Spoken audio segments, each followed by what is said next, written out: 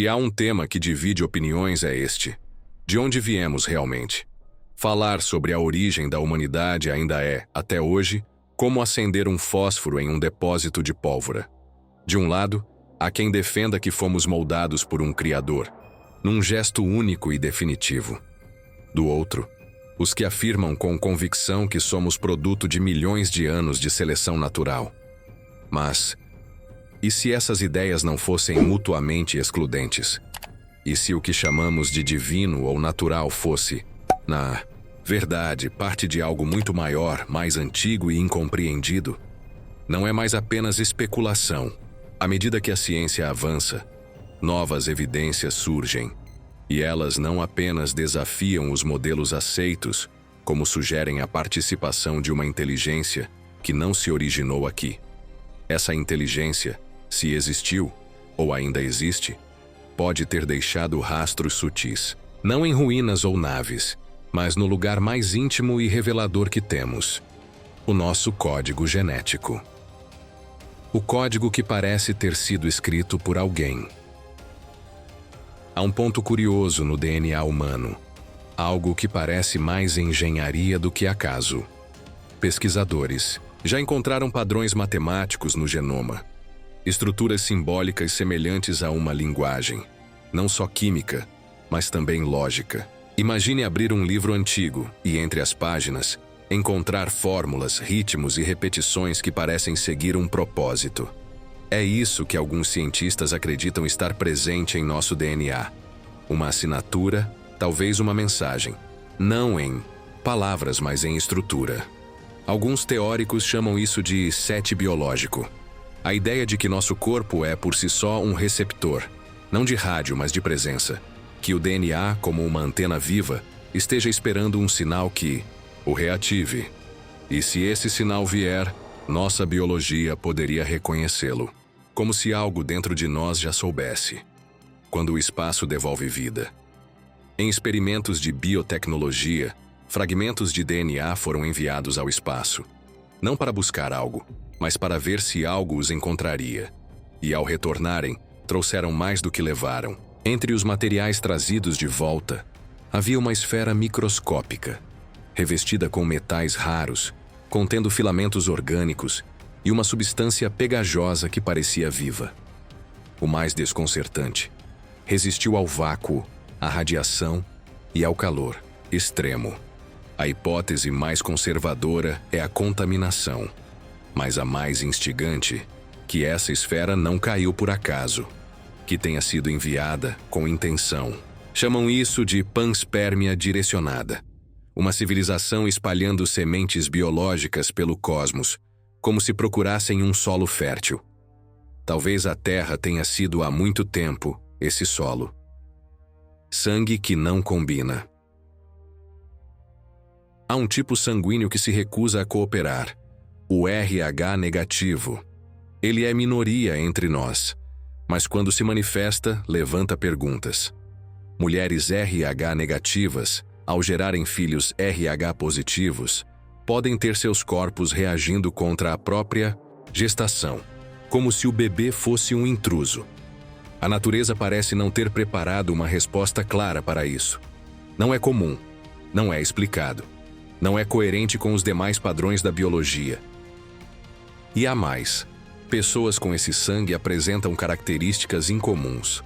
Algumas têm maior sensibilidade elétrica, outras afirmam ter percepções extrasensoriais. Coincidência ou não, muitas dessas pessoas vivem em regiões geográficas isoladas, falam línguas sem parentesco com nenhuma outra e carregam no corpo traços genéticos raros. Uma mudança rápida demais para ser aleatória. A evolução, como entendemos, acontece em passos lentos, pequenas adaptações que se acumulam por milhões de anos. Mas no caso da humanidade, houve um salto que não combina com essa cadência. Cerca de 50 mil anos atrás, algo aconteceu. Passamos de caçadores tribais para construtores de civilizações, de mãos primitivas para mãos que criavam instrumentos e arte. Nesse intervalo curto surgem linguagens, arte, música, mitologia. Nosso cérebro sofreu alterações profundas, como se tivesse sido reprogramado. E no centro disso tudo, um gene específico se transforma, o FOXP2, essencial para a linguagem articulada. É como se alguém tivesse feito um ajuste fino, uma intervenção precisa, cirúrgica, no motor da cognição. A peça que falta nunca apareceu. A chamada evolução do homem deveria nos deixar um caminho de pegadas fossilizadas, do ancestral simiesco até o Homo sapiens, mas os degraus dessa escada estão faltando. Há lacunas de milhões de anos sem qualquer forma intermediária. Uma espécie caminha de 4, depois caminha ereta, fica estável por eras, e de repente, há pouco mais de 200 mil anos, aparece o ser humano com linguagem, consciência e raciocínio simbólico. O elo perdido ainda não foi encontrado, e talvez nunca seja, porque talvez ele não exista. Talvez o que tenha ocorrido não seja uma continuidade, mas uma intervenção. Uma mulher, uma origem, uma pergunta. A genética moderna descobriu algo impressionante. Todos os humanos, vivos hoje, descendem de uma única mulher. Ela não foi a primeira, nem a única, mas foi a que deixou descendência contínua. Seu DNA mitocondrial, herdado apenas pela linha materna, é comum a todos nós. Chamam-na de Eva mitocondrial. Ela viveu na África, há cerca de 200 mil anos. Mas aqui está a pergunta incômoda. Se viemos todos dela, por que há tantas variações em tão pouco tempo? E por que certas linhagens genéticas surgem em locais remotos, com características que não seguem o padrão? Símbolos antigos, conhecimento impossível. Antes de o DNA ser descoberto como estrutura de dupla hélice nos anos 1950, já havia registros visuais dessa forma em esculturas antigas. Serpentes entrelaçadas, símbolos com asas. O caduceu, atribuído a Hermes e Mercúrio, representa duas serpentes subindo por um bastão alado, exatamente como a hélice dupla se comporta. Essas imagens aparecem nas civilizações suméria, egípcia e em culturas da Ásia e das Américas.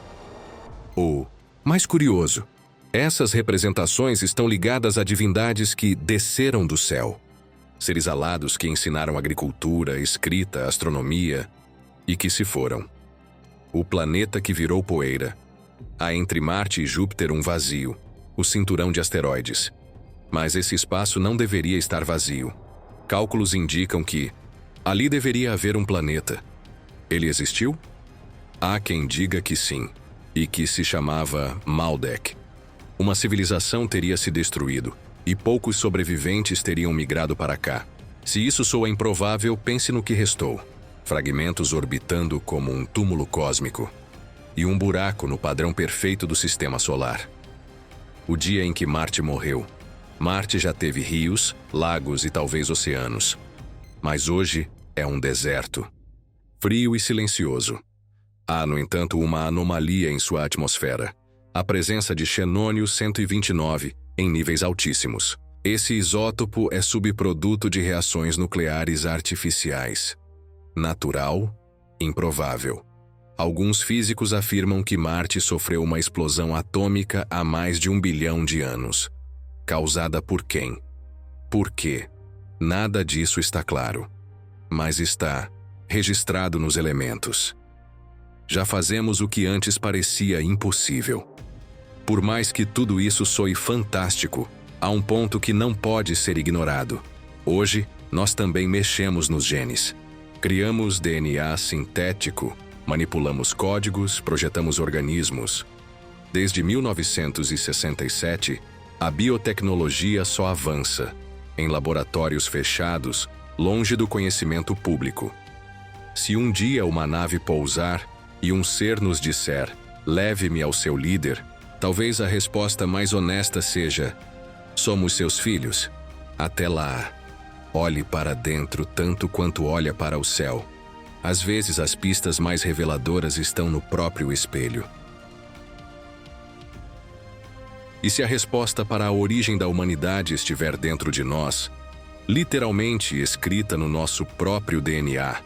Você acha que fomos apenas moldados pelo acaso? Ou será que há algo, ou alguém, por trás dessa engenharia? Deixe sua opinião nos comentários. Inscreva-se no canal, ative as notificações e deixe seu like para continuar explorando mistérios como este.